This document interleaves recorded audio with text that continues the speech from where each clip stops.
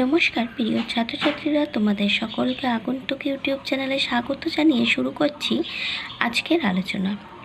আজকের বিষয় অষ্টম শ্রেণীর ইংলিশ টেক্সট বইয়ের যে লেসন 4 আছে তোমাদের, the great escape, Netaji Subhash Chandra বোসকে নিয়ে লেখা একটি লেসন। সেখানকার অনুশীলনের যে অ্যাক্টিভিটিগুলো আছে সেই অ্যাক্টিভিটির উত্তর করে দেব আজকে তোমাদের। তো দেখো কিভাবে লিখবে। প্রথমে চলে আসি অ্যাক্টিভিটি 1। দেখতেই পাচ্ছ তোমাদের সামনে আছে অ্যাক্টিভিটি 1।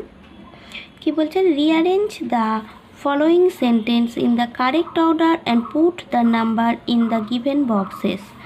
তো প্রথমে 1 নম্বরে দিয়েছে দেখো, Subhash and Sisir choose the wonder for their journey. তারপর 2 নম্বরে দিয়েছে Sisir enter Subhash bedroom that December afternoon. 3 নম্বরে বলেছে the police were keeping a watch on Subhash house. 4 নম্বরে Sisir was to help plan and carry out Subhash escape from India. 5 নম্বরে দিয়েছে Subhash nephew help him listen to foreign border broadcast. Shishir walked back to his own house in a state of wonder and excitement. এই 6টা sentence দিয়েছে, এটাকে numbering করে rearrange করতে হবে তোমাদেরকে। তো দেখো প্রথমেই হবে শিশির এন্টার সুভাষ বেডরুম। শিশির প্রবেশ করেছিল সুভাষের বেডরুমে দ্যাট ডিসেম্বর আফটারনুন, ডিসেম্বরের বিকেলবেলা, এটা হবে 1। তারপরে দেখো যেটা 4 নম্বরে দিয়েছে Sisir was to help plan and carry out Subhash escape from India. এই যে 4 নম্বরে আছে এটা হবে 2, রিঅ্যারেঞ্জে সাজিয়ে পাবো এটা 2।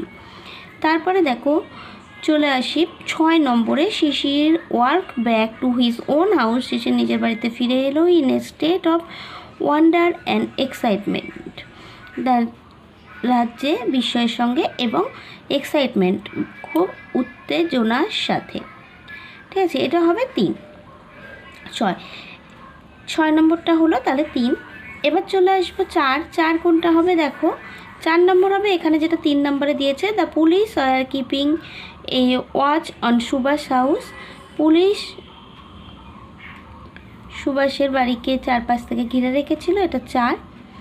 তারপরে চলে আসি দেখো সুভাষ নেফিউ 5 নম্বর, Subhash nephew help him listen to foreign broadcast, এটা হবে 5 নম্বরে। এবং সবশেষ 6 নম্বরে হবে 1 নম্বরে যেটা দিয়েছিল প্রশ্নে যে Subhash and Shishir choose the wonder for their journey, এটা হবে 6। ঠিক আছে, তাহলে দেখতে পাচ্ছ এখানে নাম্বারিং পাশে করেই দিয়েছি আমি। এই হলো আমার অ্যাক্টিভিটি 1। এবার চলে আসবো অ্যাক্টিভিটি 2। অ্যাক্টিভিটি 2তে কী বলেছে দেখো, অ্যাক্টিভিটি 2তে বলেছে complete the following sentence with information from the text.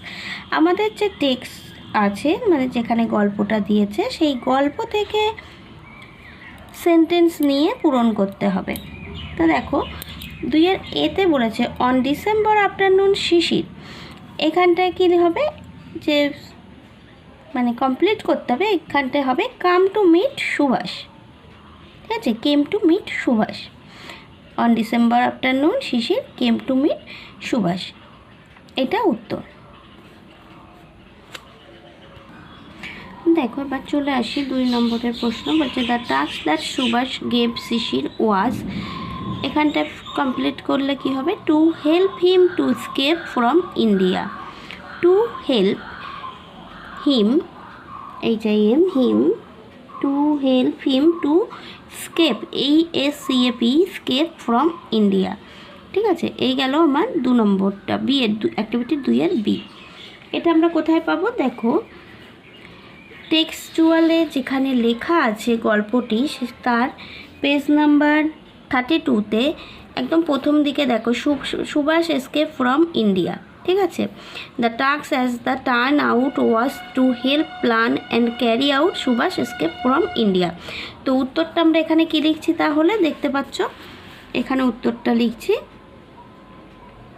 Two help him to escape from India. এবার চলে আসি 3 নম্বরে one Woodburn Park was one Woodburn পার্কে কী ছিল না শিশির হাউস, শিশিরের বাড়ি ছিল। ঠিক আছে, তারপরে ডি এরটা কী আছে দেখো, the escape plan of Subhash and Sisir was. ঠিক আছে, এটা কি লিখবো কমপ্লিট করলে, to escape in the most natural fashion through the main gate. ঠিক আছে, to escape in the most natural fashion through the main gate. এই যে লাইনটা আমি লিখেছি উত্তরটা, এটা আমরা কোথায় পাবো তাহলে দেখিয়ে দিই। দেখো এটা হুবহু তো যেভাবে আমরা উত্তরটা তৈরি করি সেভাবে থাকে না, কিন্তু কিছুটা থাকে যেটার সঙ্গে আমাদের নিজের কিছু ভাষা যোগ করে লিখতে হয়। তো এই যে হিন্টসটা আমি নিয়ে এটা কমপ্লিট করেছি, সেটা কোথায় আছে আমি তোমাদেরকে দেখিয়ে দিচ্ছি। দেখো, Subhash and Shishir discover various means of escape, finally they decide to out in the most natural fashion through the main gate. ঠিক আছে, এই যে এখান থেকে এই যে পোর্শনটা আছে দু লাইনের একটু কম, এইটাই লিখতে হবে, সেটা আমি ওখানে লিখেছি আমার মতন করে। ঠিক আছে, উত্তরটা দেখতে পাচ্ছ, to escape in the most natural fashion through the main gate. এটা গেল আমার অ্যাক্টিভিটি 2 এর উত্তর। এবার চলে আসি অ্যাক্টিভিটি 3। অ্যাক্টিভিটি 3-তে একটাই প্রশ্ন দিয়েছে, দেখো, answer the following question, why did Subhash and Shishir as their plan of escape decide to drive out in the most natural fashion through the main gate.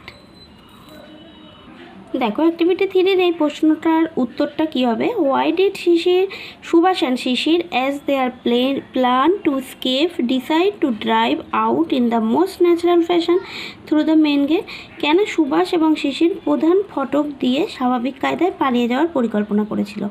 এর উত্তরটা কী লিখব, Subhash and Shishir decide to drive out in the most natural fashion through the main gate so that nobody could suspect them. অর্থাৎ উত্তরটা হবে, সুভাষ এবং শিশির প্রধান ফটক দিয়ে স্বাভাবিক কায়দায় বেরিয়ে যাওয়ার সিদ্ধান্ত নিয়েছিলেন যাতে কেউ তাদের সন্দেহ না করে। ঠিক আছে, এই হলো আমার অ্যাক্টিভিটি 3।